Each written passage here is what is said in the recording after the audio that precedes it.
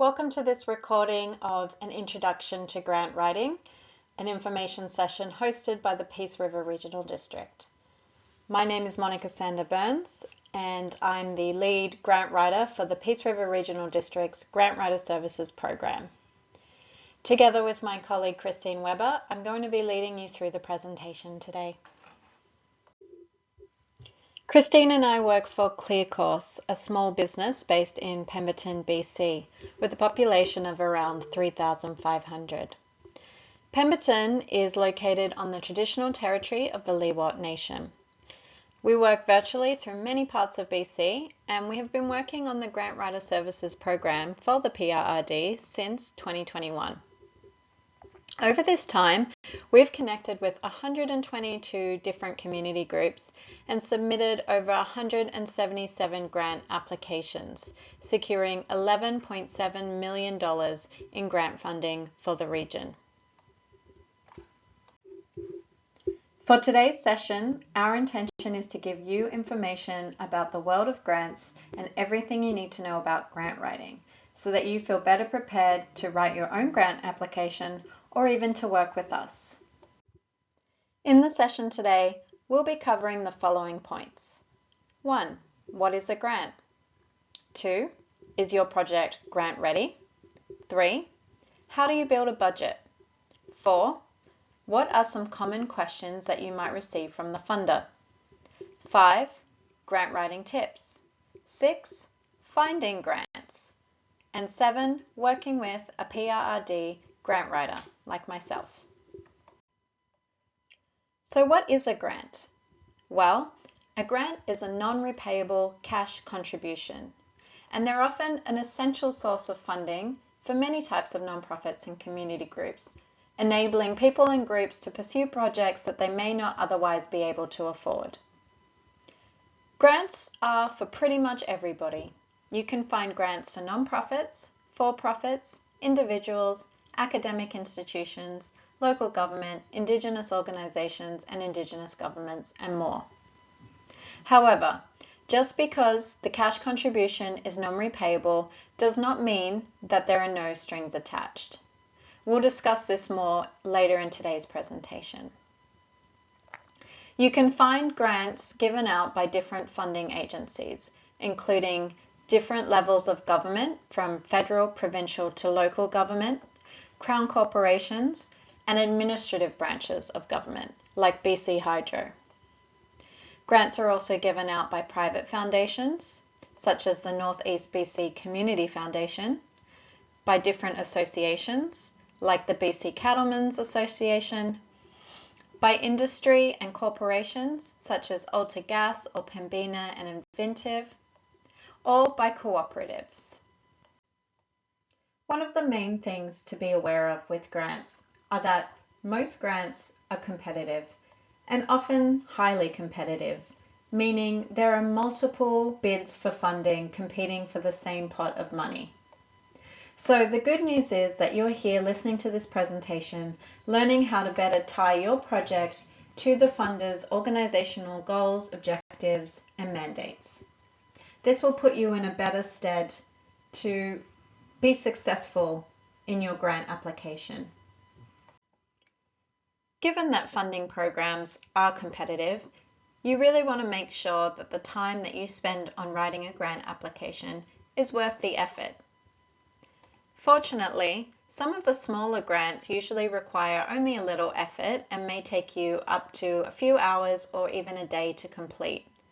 However, be aware that some of the larger grants, which are in the order of hundreds of thousands of dollars and upwards, may take significantly more time, especially if the application is complex and you're partnering with other groups and other businesses. So it's important to assess if it's worth the time and then allow enough time to complete these more complex applications, which sometimes may take upwards of 40 or more hours to complete. Before you even apply for a grant, it's important to ask yourself a few clarifying questions. The first question you may want to ask is, can you afford the grant?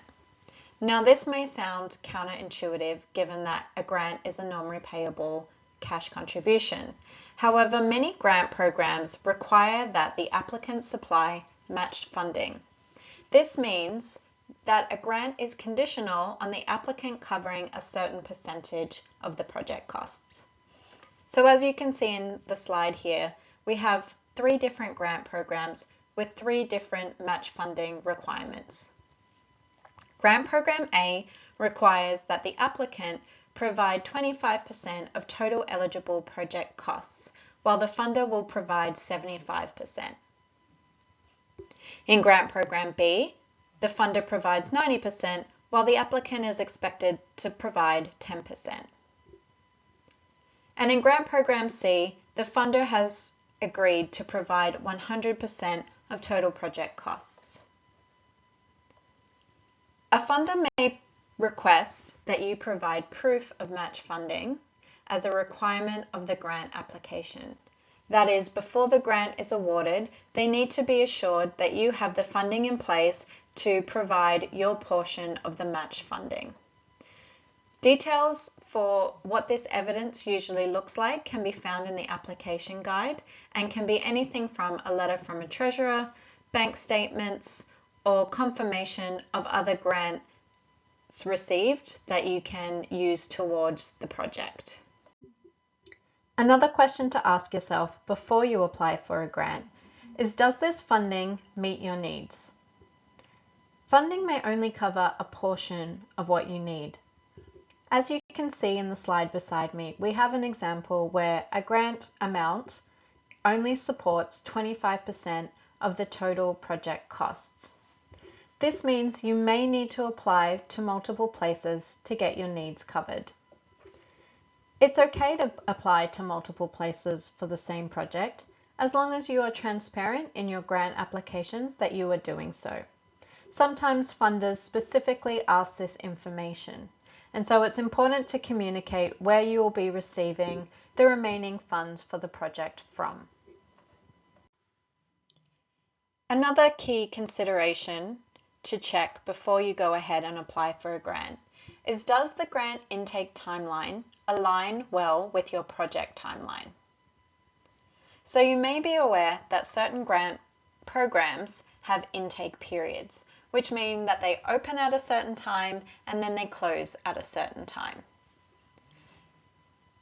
After the grant intake period has closed, there is also a period of time that may lapse before the grant funding is awarded.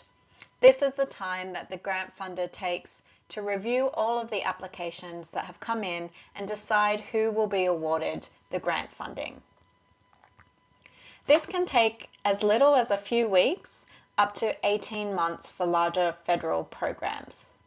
So it's important to consider the full scope of the timeline and how that meets your project needs. Another consideration is that some funders may require that your project begin at a certain date and be completed by a specific date. For example, a funder may require that a project not start until funding is awarded. This is usually the case for most funding programs, so you cannot begin your project activities before you have received confirmation that you have been successful for the grant. Sometimes funders also stipulate that a project be completed by a specific date. So as you are conceptualizing your project, it's important to know these details of each grant that you apply for. Many funders also require that reporting is submitted to keep them informed of your project's progress. This may look like a progress report or an interim report that should be submitted halfway through your project, and then a final report that is submitted at the completion of your project. Please be assured before you apply that you're able to meet these reporting requirements and the timelines set by the funder. Now that we know a little bit more about what grants are and some of the things we need to be aware of before we consider applying for a grant, we're going to walk you through what it means to have a grant-ready project. As you can see in the image, you will want to ensure that you have your ducks in a row. In other words, that your project is shovel-ready. What exactly does being grant-ready mean? We define this as an applicant having all information needed to complete a grant application and being able to start a project as soon as funds are awarded.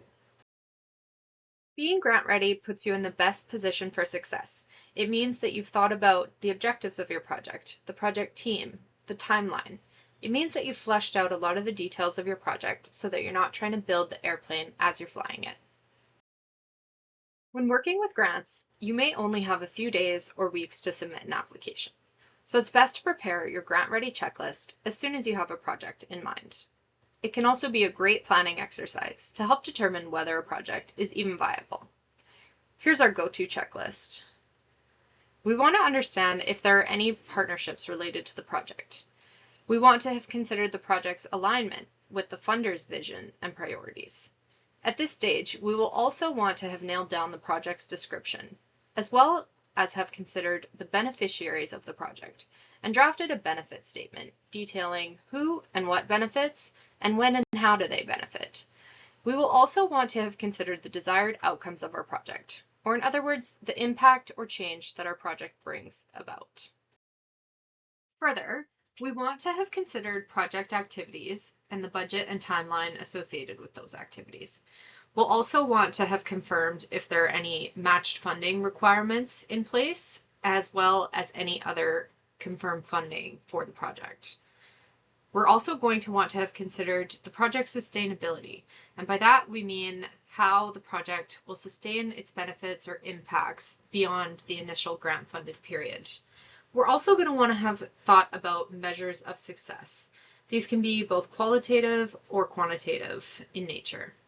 And finally, we're going to want to have considered if there are any letters of support or endorsements that would be beneficial to include as part of our project proposal. Now let's discuss how to build a budget for a grant application. Budgets can be a bit of a stumbling block for applicants because perhaps you haven't had quite the time to put thought into the finer details of what the costs will be for your project. The more time you can spend building a budget before applying for grants, the less stressful and time-consuming it will be to apply for funding when the opportunity arises. So when it comes to building a budget, first, you want to ensure that you provide sufficient detail and avoid lumping items together, especially items that will be provided by different vendors or contractors. By doing this, you're also providing the funder with a good breakdown of the activities in your project. We always encourage you to provide as much detail here in your budget because it really speaks volumes about how prepared you are. Second, project-related labor and materials are usually the main components of a budget. But you should always check if things like planning and design, salaries, communications, transportation, and others are eligible. Often salaries directly associated with the project are eligible. However, typically paying staff for day-to-day operations are not eligible. Third is estimates. Try to get as many detailed estimates as you can to ensure that you are requesting realistic amounts. If you only get an estimate from one contractor and they underestimate the cost of your project, you may be left scrambling to make up the difference. Also, while it may sound obvious, try and request estimates from the vendors and contractors who you plan on using throughout your project. Try to ensure that the estimates you gather are valid for when you would be implementing your project. Fourth, for contingency, this refers to adding a bit of a buffer to your costs to ensure that by the time you start your project, you have sufficient funds to complete your project. A contingency is often addressed in one of two ways. Either the funder will ask you to identify upfront what level of contingency you think you'll need. For example, 5%, 10%, 15%. This is directly related to how accurate you feel your estimates are. Or you can request that your contractor include a contingency that accounts for an increase in their costs, especially if you're likely to not hear back from a funder for several months. The time it takes to oversee a project and complete a project requires time and money. Sometimes a funder will allow you to include the cost of project management. That's things like project oversight, which is often done by an assigned staff member, a consultant, or a contractor. And project administrations, things like tracking costs, accounting, and reporting. So again, try and be as detailed as you can to avoid any unexpected costs. For the last item, even though there are some budget items that we often see as ineligible for funding, sometimes funders still want to know the total cost of your project, including these ineligible costs. So make sure you include in your budget if that's requested by the funder. They help a funder see the total value of your project beyond what the funder is willing and able to fund. Building on that last point about ineligible costs, we certainly see that some things are a better fit for grant funding than others. Typically, operational costs like salaries and wages can be hard to find funding for. This is typically existing staff salaries, insurance, utilities, and other overhead costs.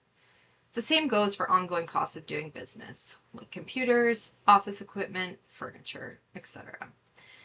Some capital assets can also be hard to find funding for, but not always, depending on the funding program.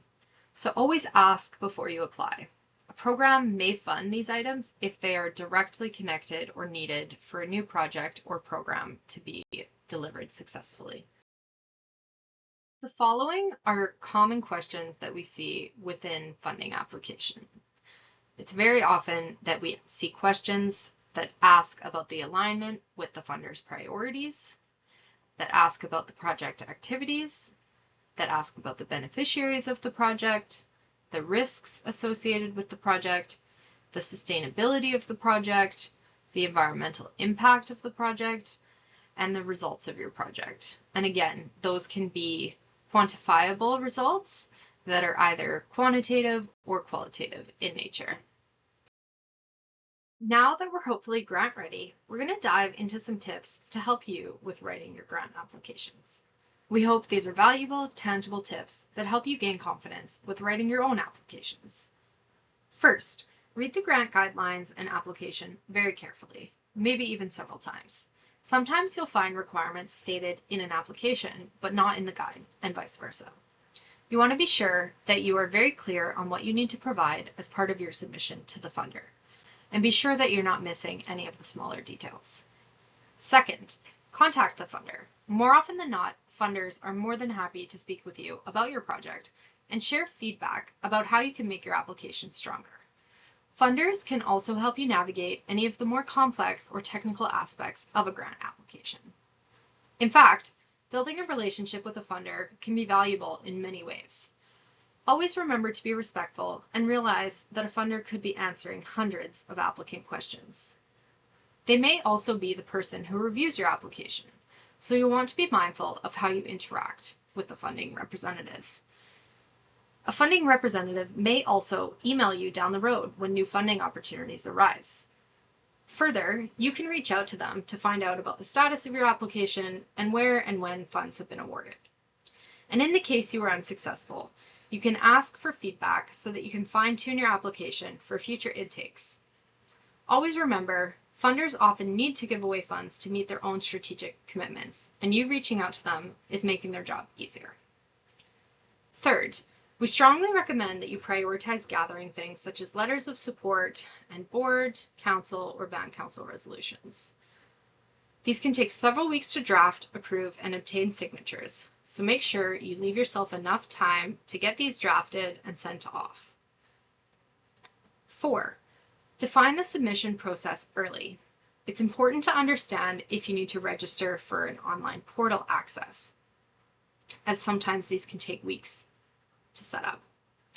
Pay attention to any application format requirements and limitations.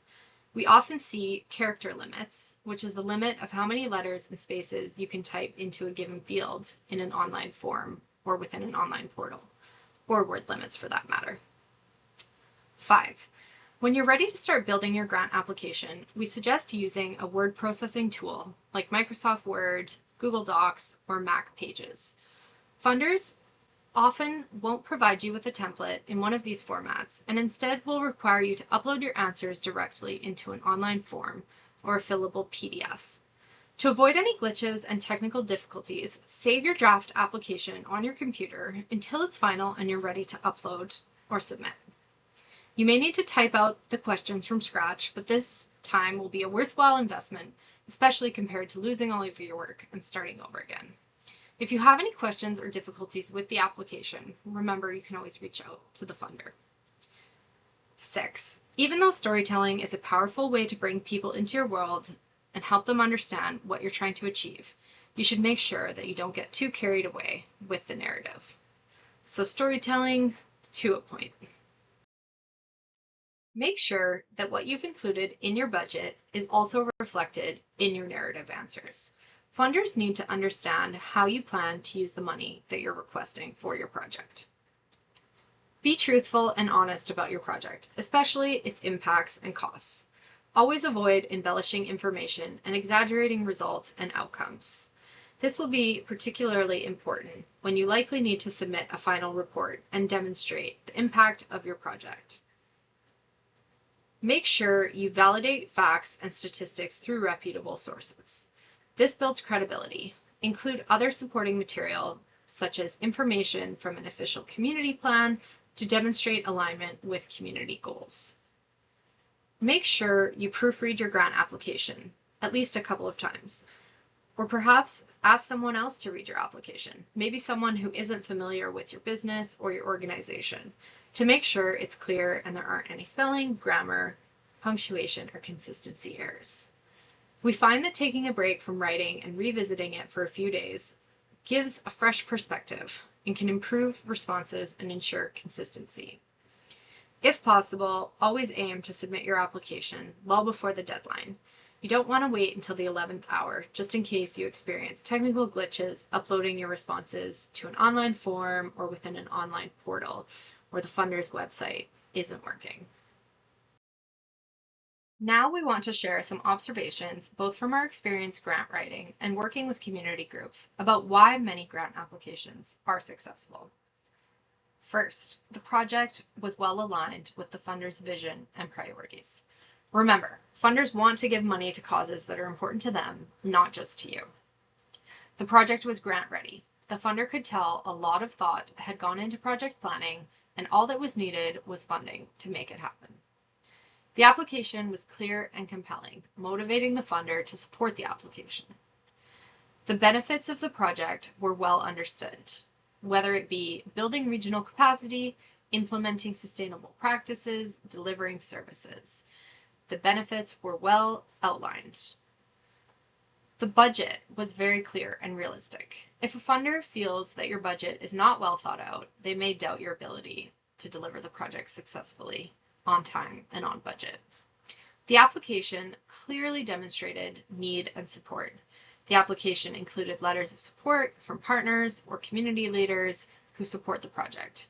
Demonstrated need can also be supported by showing strategic alignment with community priorities and guiding documents. A funder once said to us, "Don't give us a reason to say no. Paint us your picture, show us that your project is ready to start. The only thing that you need is the funding." Thanks, Christine.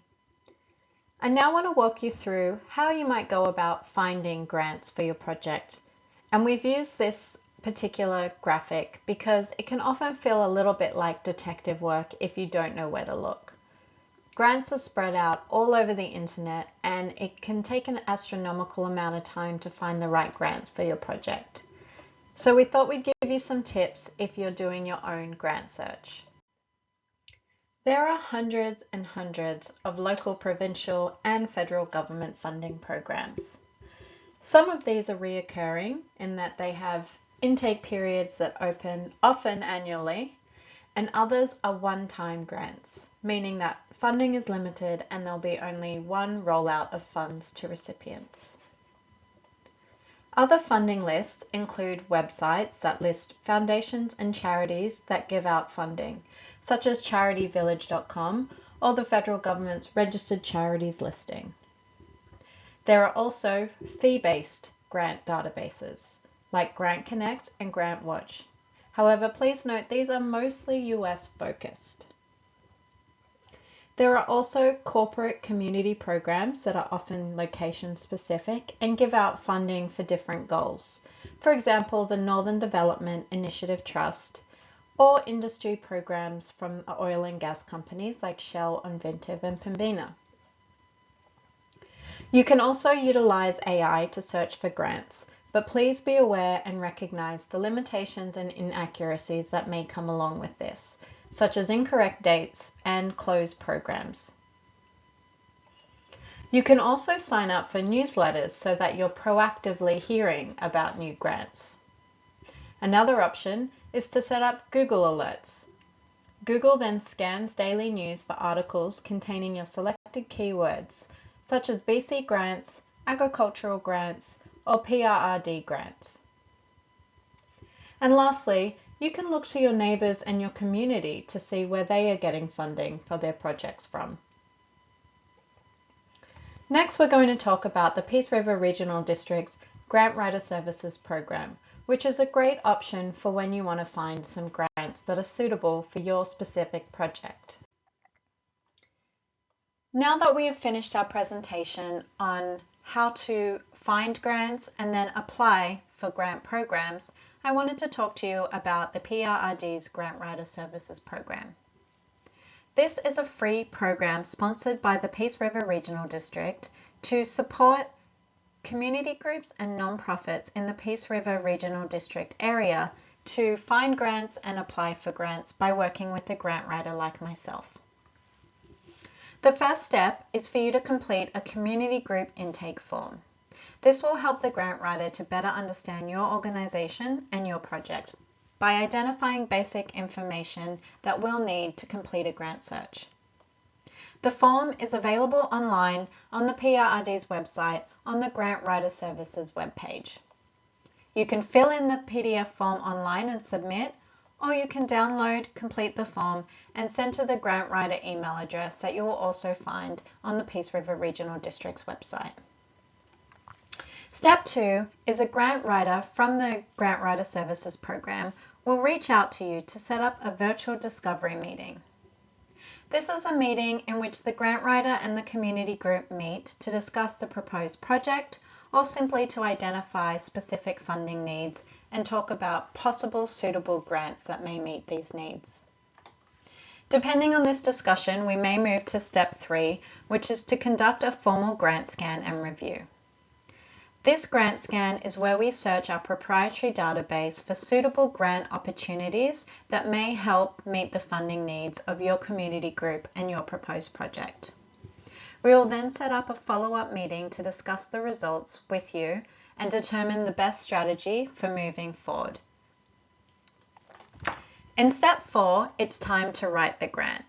And it's up to you as to whether you would like the grant writer to support you in writing the grant by taking the lead in completing the grant application, or whether you would like to complete the grant application and use the grant writer as a review service to take a look at what you've written and determine if there are any gaps or if the application can be strengthened in any way. In either course of action, grant writing is a collaborative process where the grant writer works with you as the subject matter expert to create the best possible grant application for that funding program. In step 5, we review the grant application together and you are responsible for submitting this grant application.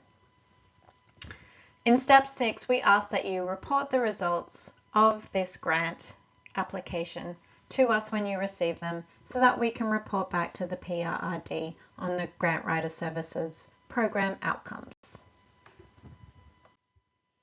If you would like to read any more about the information that we've covered today about the Grant Writer Services Program, you can find the guidelines on the PRRD's Grant Writer Services webpage, which includes all of the eligibility questions around who can apply for this program, all about grants, a frequently asked questions section, and even a sample budget.